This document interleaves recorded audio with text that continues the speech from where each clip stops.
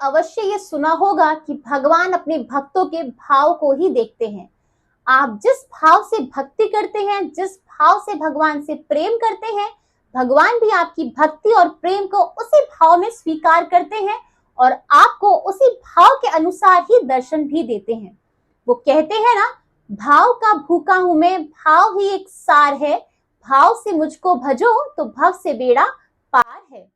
इसी से जुड़ा है इस बात का रहस्य कि क्या कारण है कि जगन्नाथपुरी में अनंत काल से प्रथम प्रसाद, प्रथम भोग जो है वो केवल खिचड़ी का ही लगता है। तो आइए चलते हैं इस रहस्य से पर्दा उठाने के लिए। ये कथा है कर्मा बाई की। कर्मा बाई, जिन्हें मारवाड़ी की मीरा भी कहा जाता है, भगवान की वो भक्त जिनका नाम भगवान से जन्म जन्मांतर से जुड़ा है। इन्हें लोग मां कर्मा कहकर भी पुकारते हैं।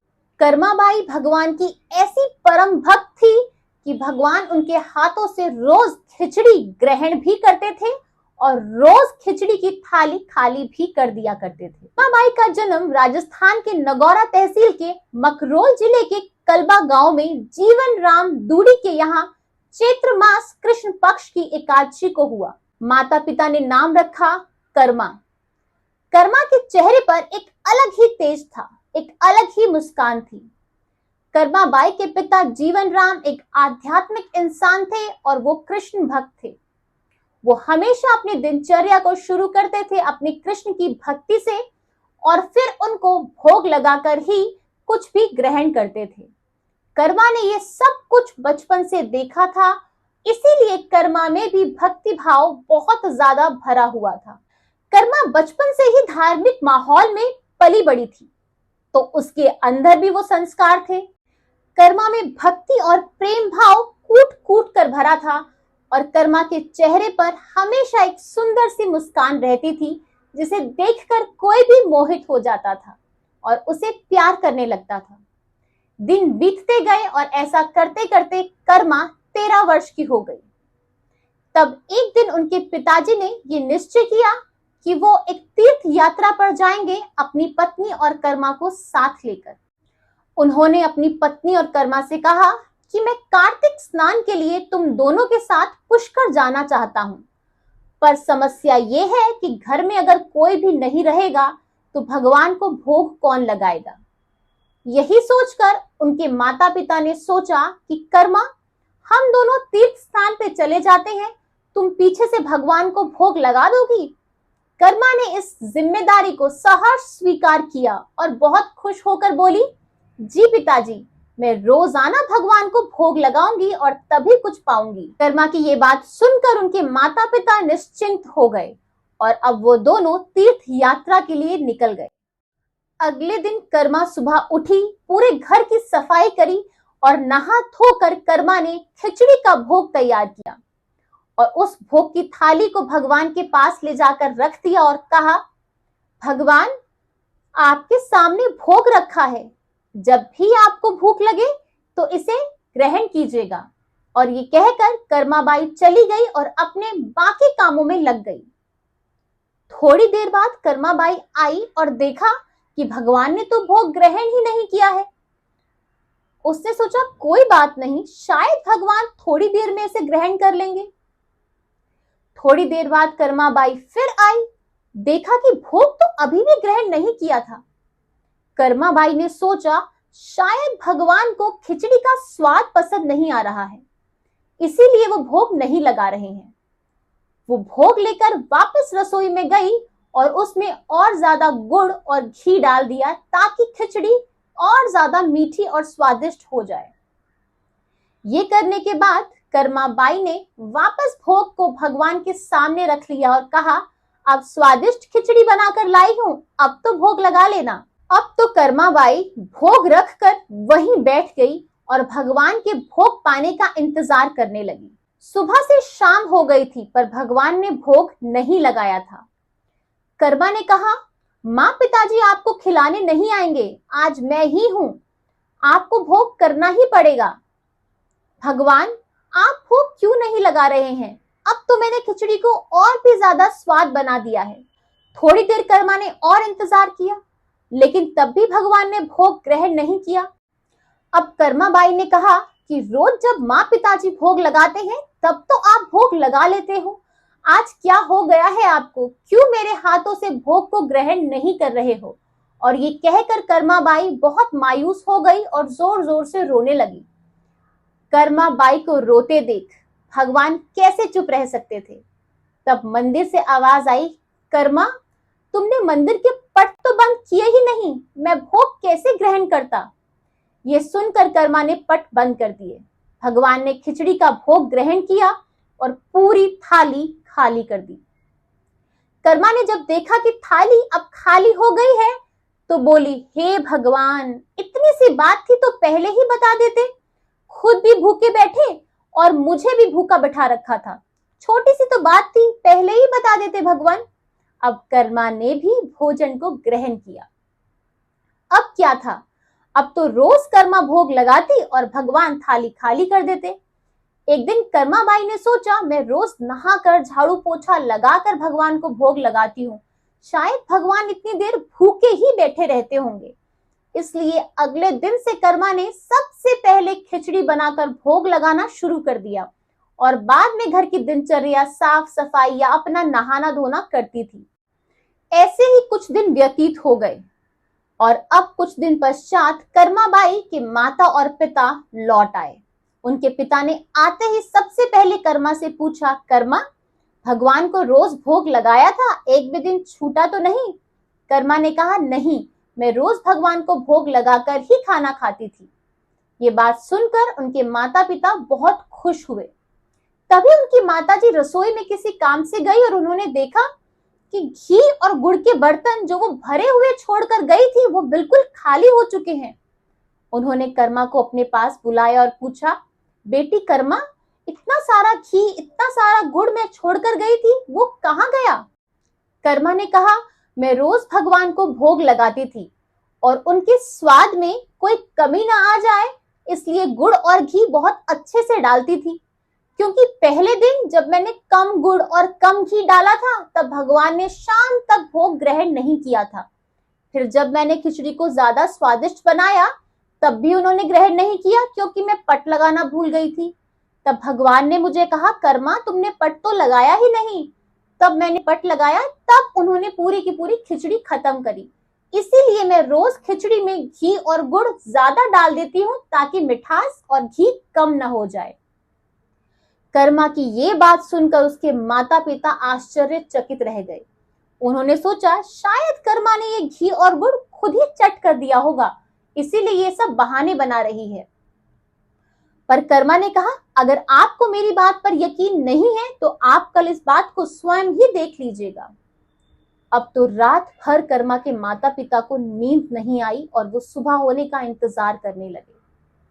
सुबह हुई, कर्माबाई ने भोग बनाकर भगवान के सामने रख दिया और हाथ जोड़कर बोली, भगवान, मेरे माता पिता मेरी बात पर विश्वास नहीं कर रहे हैं, अब आप ही इस भोग को ग्रहण करके मेरी बात को सिद्ध कीजिए। भला भगवान अपने भक्त की बात को सिद्ध कैसे ना करते, और वो भी वो भक्त जिसका पूरा भगवान पर अटूट विश्वास था। कर्मा ने पट लगा दिए। थोड़ी देर बाद जब कर्मा के माता पिता ने पट खोले तो देखा कि पूरी की पूरी थाली खाली हो गई थी। अब तो कर्मा के पिता और माता सोचने लगे कि कितनी धन्य है हमारी बेटी। लोग इस चीज को पाने के लिए, प्रभु को पाने के लिए पूरी पूरी जिंदगी गुजार देते हैं। हम इसी चीज के लिए इतनी दूर स्नान करने गए, कार्तिक स्नान करने गए ताकि हमें थोड़ा पुण्य मिल पाए, लेकिन भगवान यहाँ हमारी बेटी के हाथ से हमारे घर में ही भोग ग्रहण कर रहे हैं। उन्होंने कर्मा को प्रणाम किया। अब तो कर्मा रोज भगवान के लिए खिचड़ी का भोग बनाती और भगवान रोज थाली खाली कर देते। कुछ समय पश्चात कर्मा बाई के माता पिता की मृत्यु हो गई और कर्मा बाई अपने कृष्ण की मूर्ति को लेकर तीर्थ यात्रा पर चल पड़ी। रास्ते में भी कोई ना कोई इंतजाम हो ही जाता था कि कर्मा अपने प्रभु के लिए खिचड़ी का भोग बना ही लेती थी। यात्रा करते करते कर्माबाई भगवान जगन्नाथ की नगरी में पहुंची और वहीं बस गई। जिस दिन पहली बार कर्माबाई ने जगन्नाथपुरी में खिचड़ी बनाए, उस दिन एक छोटा बालक उनके पास आया और कहा, माता, खाने की बहुत अच्छी सुगंध आ रही है, अगर थोड़ा बचा है तो क्या आप मुझे थोड़ा खाना देंगी? तो कर्माबाई ने कहा, हाँ हाँ बिल्कुल, बैठो, मैं भगवान को भोग लगा देती हूँ, फिर तुम्हें परोसती हूँ। और कर्माबाई ने उस बालक को भी भोजन परोसा। बालक ने कहा, माता ये भोजन तो बहुत स्वादिष्ट है, क्या मैं रोज भोजन करने आ सकता हूँ? तो कर्माबाई ने कहा, बिल्कुल, तुम रोज भोजन करने आना, मैं तुम्हें रोज यही स्वादिष्ट खिचड़ी खिलाऊंगी। अब क्या था, रोज सुबह कर्माबाई उठती, भोग लगाती और वो बालक आकर भोजन कर कर चला जाता। एक दिन कर्माबाई स्नान करने के लिए जा रही थी जब रास्ते में उन्हें एक साधु मिले। साधु ने कहा, देवी आप देखने में भक्त प्रतीत होती हैं, परंतु इस वक्त स्नान करने जा रही हैं। भक्त तो सुबह ही स्नान कर लिया करते हैं, ब्रह्म मुहूर्त में। तब कर्मा ने कहा, मैं उठ तो जल्दी जाती हूँ, परंतु भगवान का भोग बनाना, भोग लगाने में मुझे देर हो जाती है, इसी कारण उसके बाद ही घर के कामकाज निपटा के मैं स्नान करती हूँ। ये सुनकर साधु बहुत ज्यादा हैरान हो गए। साधु ने कहा, देवी भोग लगाने के भी नियम होते हैं, आपको रोज सुबह स्नान करने के बाद ही भगवान को भोग लगाना चाहिए।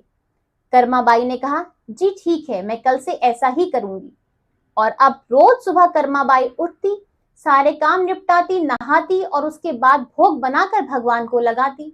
वो बालक भी रोज आता और इंतजार करता, कहता, माता बहुत भूख लगी है, खाना दो। लेकिन माता कहती, रुक जाओ, पहले ये सब काम निपटा के भोग तो लगा लो, तभी तो तुम्हें परोसूंगी। और वो जल्दी जल्दी खिचड़ी खाकर भाग जाता। कौन जानता था कि ये बालक और कोई नहीं, स्वयं प्रभु जगन्नाथ जी ही थे, जो कर्माबाई के हाथों की खिचड़ी खाने रोज आते थे। अब एक दिन मंदिर में पंडित जी ने देखा कि भगवान की मूर्ति पर खिचड़ी लगी हुई है। पंडित जी मुस्कुराए और मन ही मन सोचा, भगवान की भी क्या क्या लीलाएं हैं, जाने वो कौन भाग्यशाली है जिसके घर जाके भगवान खिचड़ी का भोग लगा कर आए हैं। उसी रात उन पुजारी के स्वप्न में भगवान जगन्नाथ आए और कहा, आपने सही पहचाना, मैं रोज अपनी एक अनन्य भक्त माता कर्मा के यहाँ खिचड़ी का भोग लगाने जाता हूँ।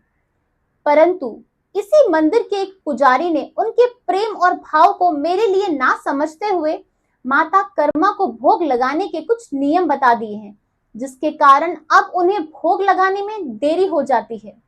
जिस वक्त माता कर्मा भोग लगाती है उस वक्त तो कोई भोग नहीं लगाता, और उस वक्त मुझे भूख लगती है तो मैं भी खुशी खुशी खिचड़ी खा लेता था, पर इन साधु के कारण अब उनको भोग लगाने में देरी हो जाती है और मुझे भी भोग नहीं मिलता है। ये सब प्रभु की लीला ही थी। अगले ही दिन पुजारी जी ने साधु महाराज को बुलाया और उनसे ये सारी बातें कही। साधु महाराज ये सुनते ही तुरंत कर्माबाई के पास पहुंचे और हाथ जोड़कर उनसे माफी मांगी और कहा, मुझे क्षमा कर दीजिए माता कर्मा, मैं आपकी अनन्य भक्ति और अनन्य प्रेम को नहीं समझ पाया जो भगवान जगन्नाथ के लिए है। प्रेम से ऊपर तो कुछ भी नहीं है, आप वैसे ही भोग लगाइए जैसे आप लगाया करती थी। अब अगले दिन से कर्माबाई वैसे ही भोग लगाने लगी जैसे वो पहले लगाती थी। एक दिन पुजारी ने देखा कि भगवान जगन्नाथ की आंखों से आंसू बह रहे हैं। पुजारी ने ध्यान लगाकर भगवान से पूछा तो भगवान बोले, मेरी माता कर्मा इस लोक को छोड़कर मेरे लोक को प्रस्थान कर गई है। अब मुझे कौन वो लाड और दुलार करेगा और अब मुझे कौन खिचड़ी का भोग लगाएगा। पुजारी ने कहा, प्रभु अब से 56 भोगों से पहले आपको खिचड़ी का भोग लगाया जाएगा और ये प्रथा अनंत काल तक चलती रहेगी। आज भी भगवान जगन्नाथ के मंदिर में सबसे पहला भोग खिचड़ी का ही लगता है। अब भोग में मां कर्मा की खिचड़ी भी शामिल है, जो भगवान को सबसे पहले भोग के रूप में परोसी जाती है। दोस्तों, जैसा हमने आपसे कहा कि भगवान अपने भक्तों को कभी भी निराश नहीं करते, वो अपने भक्तों का प्यार हर रूप में स्वीकार करते हैं और ऐसी कोई एक कहानी नहीं है। अभी तो हमने आपको सिर्फ इस बात का जवाब दिया है कि आखिर क्यों खिचड़ी का भोग ही अनंत काल से सर्वप्रथम लगता है, लेकिन क्यों भगवान जगन्नाथ हर साल 15 दिन के लिए बीमार हो जाते हैं, आइए अब इस बात पर भी रोशनी डालते हैं। दोस्तों, जगन्नाथ रथ यात्रा से पहले भगवान जगन्नाथ बीमार हो जाते हैं। उन्हें 15 दिनों के लिए बुखार आ जाता है। हर साल इन 15 दिनों की परंपराओं को विधिवत निभाया जाता है, जिसमें मंदिर को 15 दिनों के लिए बंद कर दिया जाता है। भगवान को काढ़ा, जूस और आयुर्वेदिक दवाएं दी जाती हैं। ज्येष्ठ माह की पूर्णिमा तिथि के दिन भगवान जगन्नाथ, बलभद्र जी और सुभद्रा जी को 108 घड़ों से स्नान कराया जाता है और इस विधि के बाद ही तीनों बीमार पड़ जाते हैं और 15 दिनों के लिए मंदिर के कपाट बंद कर दिए जाते हैं ताकि उन्हें विश्राम मिल सके। जब 15 दिनों बाद भगवान ठीक हो जाते हैं, तब जगन्नाथ रथ यात्रा को निकाला जाता है। ये चक्र सदियों से चलता आ रहा है, पर आखिर क्यों ये 15 दिन भगवान बीमार पड़ जाते हैं, इसके पीछे भी एक पौराणिक कथा छिपी है। कथा के अनुसार उड़ीसा के पुरी में भगवान जगन्नाथ जी के एक परम भक्त महादेव दास रहते थे, जो भगवान को रोज भोग लगाया करते थे, रोज भगवान की सेवा किया करते थे। एक बार वो बीमार पड़ गए, लेकिन तब भी रोज हिम्मत करके वो भगवान को भोग लगाना और उनकी सेवा करना नहीं भूलते थे, एक भी दिन नहीं चूकते थे। लेकिन धीरे धीरे उनकी बीमारी बढ़ती गई और अब उनका हाल ऐसा हो गया था कि वो अपनी खटिया से उठ भी नहीं पा रहे थे। लेकिन घर में उनके पास कोई सहायता के लिए भी नहीं था जो उनकी सेवा कर सके, जो उनकी मदद कर सके। तब भगवान जगन्नाथ स्वयं उनकी सेवा के लिए सेवक रूप में आए और उनकी सेवा करी। कुछ दिनों के पश्चात जब माधव दास थोड़े संभले और उन्हें थोड़ा होश आया, तो उन्होंने तुरंत अपने प्रभु को पहचान लिया और उन्होंने कहा कि हे प्रभु, आप तो तीनों लोकों के स्वामी हैं, आप मेरी सेवा क्यों कर रहे हैं? माधव दास ने कहा, प्रभु आप तो तीनों लोकों के स्वामी हैं, सब कुछ आपके हाथ में ही तो है। अगर आप मुझे ठीक कर देते तो आपको इन दिनों में मेरी सेवा नहीं करनी पड़ती। तब भगवान ने अपने भक्त को समझाते हुए कहा, माधव दास, तुम्हारे कर्मों के कारण तुम्हें ये बीमारी मिली है। अगर अभी मैं तुम्हें ठीक भी कर देता तो भी आगे जाके या अगले जन्म में तुम्हें ये भोग तो भोगना ही पड़ता। भगवान ने आगे कहा कि अभी तुम्हारे 15 दिनों का रोग और बचा है, लेकिन उसे मैं अपने ऊपर ले रहा हूं। और तभी से भगवान जगन्नाथ हर साल 15 दिनों के लिए बीमार हो जाते हैं। तो आपने देखा कि अपने भक्तों के लिए भगवान क्या क्या नहीं करते, चाहे वो कर्मा बाई हो या फिर वो माधव दास हो, भगवान केवल भाव के ही भूखे हैं। दोस्तों, जगन्नाथ भगवान और उनके भक्तों की तो बहुत सारी ऐसी कथाएं हैं। अगर आप भी उनमें से किसी कथा को जानते हैं तो हमें कमेंट सेक्शन में लिखकर जरूर बताइएगा। हमारी जगन्नाथपुरी की ये सीरीज में हमने पूरी कोशिश की है कि हम आपको एक एक जानकारी दें। आपको ये वीडियो और सीरीज कैसी लगी है, प्लीज जरूर बताइएगा। ये हमारा हौसला भी बढ़ाता है और हमें और ज्यादा मोटिवेट भी करता है। अगर वीडियोस अच्छी लगी है तो like, share and comment, and yes, please subscribe my channel. Thank you.